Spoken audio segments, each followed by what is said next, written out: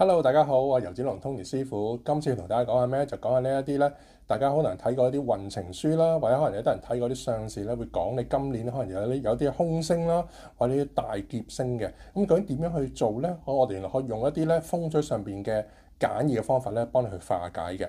咁首先嗱，好似今年講講先，有啲人咧可能聽過有啲人叫做大耗星、大破財喎。咁我哋可以點樣做啊？原來可以咧，你買啲貴重嘅物品咧，就送俾你啲屋企人。咁可以幫你就化解呢個大耗星噶啦。咁另外可以點樣咧？就用一啲黃水晶嘅擺設或者飾物擺近你身邊或者袋住身邊咧，咁都有呢個化解作用嘅。第二樣咧就咩咧？如果啲人咧今年聽過一啲叫大病星喎，咁點算啊？大病星原來好簡單，原來你可以去一啲咧診所啦或者醫院嘅地方咧，原來佢哋做咩咧？就可以咧將你一啲散紙啊碎嘅錢就放喺呢啲診所或者呢個醫院嗰度。咁啊跟住咧就點樣做咧？做喺屋企嘅中宮位咧放一個銅嘅葫蘆，就可以化解呢個病星噶啦。咁第三樣係咩咧？如果啲人聽過話，有啲人話我今年可能有一個叫咩啊？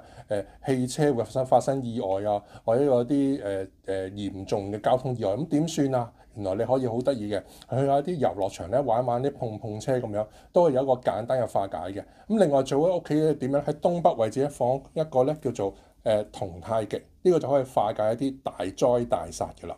咁仲有人聽過咧，今年可能有啲人有叫血光之災喎。咁你血光之災咁點算啊？原來你有想化解血光係點樣做咧？原來可以首先你去有啲可能去做下啲捐血啦，或者洗牙啦，甚至去做一啲身體檢查，幫你抽下血咧，咁可以化解一部分嘅。咁另外可以帶一啲咩咧？就金運成嘅飾物，就可以化解呢一個叫做血光嘅問題㗎啦。